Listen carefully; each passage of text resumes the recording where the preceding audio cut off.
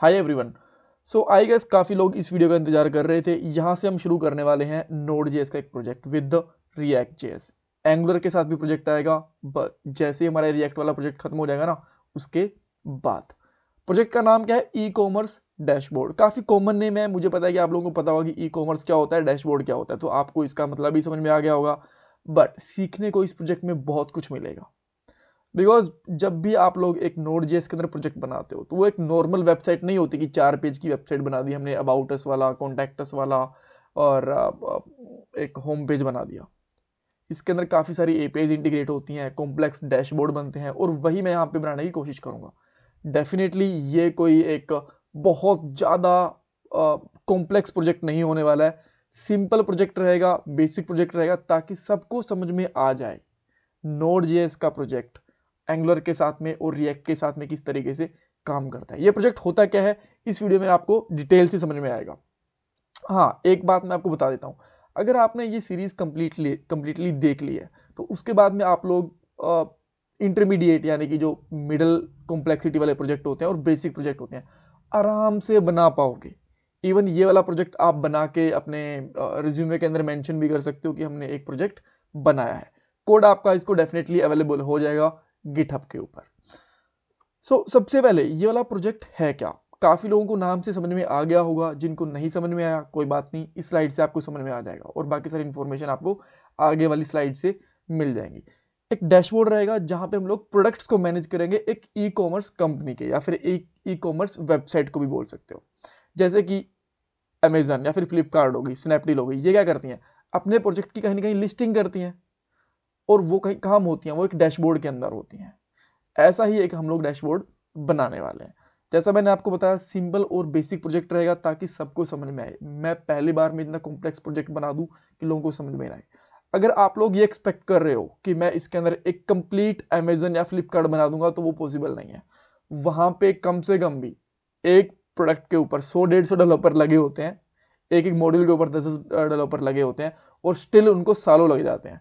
तो अगर मैं अकेला इस प्रोजेक्ट को बनाने बैठा एक कंप्लीट अमेजन या फ्लिपकार्ट, तो मुझे वैसे ही 10 साल लग जाएंगे।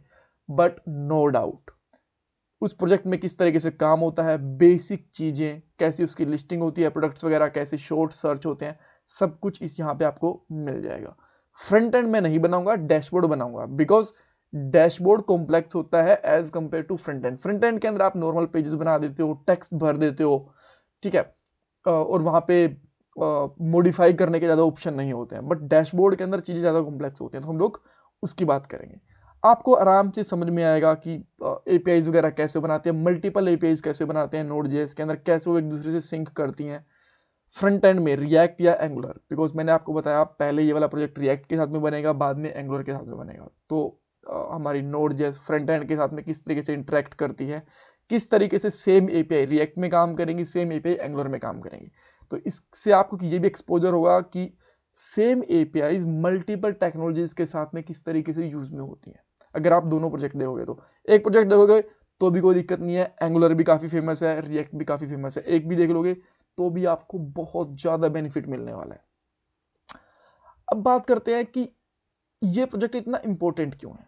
जैसा मैंने आपको बताया, एक तो आपको ये समझ में आएगा कि एपीआईज को इंटीग्रेट कैसे करते हैं नोड जेएस की, रिएक्ट के साथ में और एंगुलर के साथ में। एक बेसिक प्रोजेक्ट का स्ट्रक्चर कैसे बनता है, बिकॉज बहुत सारी चीजें होती हैं, राउटिंग होती है, ऑथेंटिकेशंस होती हैं, एपीआई के मेथड्स होते हैं, डेटाबेस होता है, कैसे मैनेज होती हैं सारी चीजें, आपको ये भी समझ में आएगी। मल्टीपल एपीआईज को मैनेज करना इंपॉर्टेंट होता है। एक एपीआई का डाटा कभी भी स्टैंड अलोन नहीं रहता, कहीं ना कहीं उसको सेकंड एपीआई के अंदर हमें पास करना ही पड़ता है। तो ये भी हमें पता चलेगा कि एक एपीआई के डाटा को हम लोग दूसरी एपीआई में किस तरीके से पास कर सकते हैं। इसमें यहाँ पे थोड़ा बहुत लोकल स्टोरेज का यूज भी होगा, पोस्टमैन से हम लोग एपीआई को टेस्ट भी करेंगे। सब कुछ जैसे एक प्रोफेशनल प्रोजेक्ट बनता है वैसे हम लोग यहाँ पे काम करेंगे। डेटाबेस इसके साथ में मोंगोडी भी यूज होगा। आप चाहो तो माइस्क्यूएल भी यूज कर सकते हो, उसमें ज्यादा फर्क मिलेगा नहीं, बिकॉज मैं माइस्क्यूएल और मोंगोडीबी दोनों के ट्यूटोरियल बना चुका हूँ। हाँ, यहाँ पे जब भी मैं वीडियो बनाऊंगा आपको डिटेल में समझाऊंगा कि कॉन्फ़िगरेशन फाइल कैसे बनानी है, जो कार्ड ऑपरेशन होते हैं, कुछ और ऑपरेशन होते हैं सर्चिंग के, फिल्टरिंग के, शॉर्टिंग के, वो कैसे काम करते हैं, आपको सब कुछ बताया जाएगा। और एक चीज मैं आपको बता देता हूँ, डेटाबेस जब वो फ्रंट एंड डेवलपर होते हैं उनको ज्यादा नॉलेज नहीं होती है, that's okay, but node JS वाले डेवलपर होते हैं ना, उनको ठीक ठाक नॉलेज होनी जरूरी होती है, तो आपको यहाँ से डेटाबेस की नॉलेज भी मिल जाएगी। और एक चीज और, डेटाबेस का एपीआई के ऊपर कभी भी इंपैक्ट नहीं पड़ता। ऐसा नहीं है कि हमारा माइस्क्यूएल डेटाबेस है तो एपीआई अलग तरीके से बनेगी, और नोड जेएस मोंगोडीबी है तो अलग तरीके से बनेगी। डेटाबेस कोई भी हो, एपीआई एक ही तरीके से बनती है, एक ही स्ट्रक्चर होता है एपीआई का। जी हाँ, एपीआई का भी अपना स्ट्रक्चर होता है कि क्या उसके अंदर कोड आएगा, क्या अगर कुछ एरर है तो एरर कोड क्या आएगा, क्या वो वैलिडेशन वगैरह काम कर रही है कि नहीं कर रही है, सब कुछ। जो भी एपीआई आएगी वो कोई भी फेक एपीआई नहीं होगी, उसका सारा का सारा डेटा डेटाबेस से उठकर आएगा, और डायरेक्टली हम उसको रिएक्ट जेएस या फिर एंगुलर, दो प्रोजेक्ट बनाएंगे जैसा मैंने आपको बताया, दोनों में उसको इंटीग्रेट भी करेंगे। प्रोजेक्ट के साथ में स्टार्ट कैसे करेंगे हम लोग, पहले हम लोग नोड जेएस को सेटअप करेंगे, बाद में रिएक्ट को सेटअप करेंगे, और इस तरीके से सीखेंगे कि हर एक वीडियो के अंदर एक टॉपिक हमारा कंप्लीट हो जाए, राइट। अगर एक टॉपिक को मैं 2-3 वीडियो में डिवाइड कर दूंगा तो उससे क्या होता है कि फ्लो ब्रेक हो जाता है। तो एक वीडियो में हम लोग कोशिश करेंगे कि एक टॉपिक को कंप्लीट करें, और इसको इस तरीके से भी देखेंगे कि पहली वीडियो के अंदर लेट से मैंने एपीआई बना दी, तो उसे नेक्स्ट वाली वीडियो के अंदर वो एपीआई मैं रिएक्ट जेएस के अंदर, या फिर जब मैं एंगुलर वाला प्रोजेक्ट बनाऊंगा तो एंगुलर वाले प्रोजेक्ट के अंदर अच्छे से उसको इंटीग्रेट कर दें, राइट।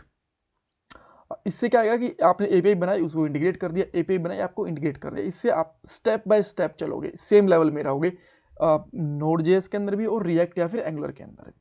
और जो कोड होगा जैसे मैंने आपको बताया, डेफिनेटली आपको गिटहब के ऊपर अवेलेबल होगा ही होगा, उसमें आपको कोई डाउट नहीं है। आप वीडियो से कोड चाहो वहां से कॉपी कर सकते हो, अदरवाइज आपको इतना ज़्यादा टाइम वेस्ट करने की जरूरत नहीं है, नॉर्मली वीडियोस देखो, बाद में गिटहब से कोड उसको उठा के समझ लो, राइट। और इंस्टाग्राम का लिंक मैं डिस्क्रिप्शन बॉक्स में डाल दूंगा, कुछ क्वेरी है तो वहां से मुझे पूछ सकते हो, वहां भी मैं शॉर्ट्स वगैरह डालते रहता हूँ, इंटरव्यू क्वेश्चंस में वहां भी डालता रहता हूँ, तो वहां पे से भी आपको हेल्प मिल जाएगी। वैसे भी कभी न कभी कुछ पर्सनल क्वेश्चन हो तो पूछ सकते हो। आफ्टर दैट मेजर टॉपिक देख लेते हैं। सबसे पहले प्रोजेक्ट सेटअप हो जाएगा, लॉगिन, रजिस्ट्रेशन, लॉगआउट जैसे फीचर्स ऑब्वियसली रहेंगे ही रहेंगे। प्रोजेक्ट की लिस्टिंग, प्रोडक्ट की लिस्टिंग आएगी, नया प्रोडक्ट ऐड कैसे कर सकते हैं, सर्च कैसे कर सकते हैं, अपडेट, कुछ गलती से प्रोडक्ट ऐड हो गया उसको अपडेट कैसे कर सकते हैं, डिलीट कैसे कर सकते हैं, दोनों तरीके से डिलीट बताऊंगा, हार्ड डिलीट, सॉफ्ट डिलीट क्या होते हैं इनको भी आपको पता चलेगा, शॉर्टिंग, फिल्टरिंग, पेजिनेशन ये आपको पता चल जाएंगी। कैटेगरीज की अलग से एपीआई बनेगी, सिक्योरिटी टोकन भी ऐड करेंगे, ये मैं लास्ट में ऐड करूंगा। अगर मैं पहले ही सिक्योरिटी टोकन ऐड करूंगा ना, कुछ लोगों के साथ में क्या होता है कि उनको इश्यूज आने लग जाते हैं सिक्योरिटी टोकन के साथ में। तो मान लीजिए कि मैंने पहले सिक्योरिटी टोकन लगा दी तो आप स्टार्टिंग में स्टक हो जाओगे, जब हमारा प्रोजेक्ट ऑलमोस्ट कंप्लीट हो जाएगा उसके बाद में हम लोग सिक्योरिटी टोकन लगाएंगे। एंड ऑब्वियसली राउटिंग भी चलेगी, राउटिंग रिएक्ट की साइड में भी होगी और नोड जेएस की साइड में भी रहेगी, वैलिडेशंस भी रहेंगी। ये मेजर चीज है, छोटी मोटी चीजों को तो पूछो मत, काफी सारी चीजें रहेंगी। आई गैस इसके अंदर 15 से 20 एपीआई टोटली बन जाएंगी। So thank you so much for watching this video, और चैनल को सब्सक्राइब करना बिल्कुल मत भूलना अभी, बिकॉज वीडियोस आएंगी, सीखने को मिलेगा। कुछ भी क्वेश्चन हो कमेंट बॉक्स के अंदर पूछ लो, मैं ट्राई करूंगा कि आपको आंसर दूंगा।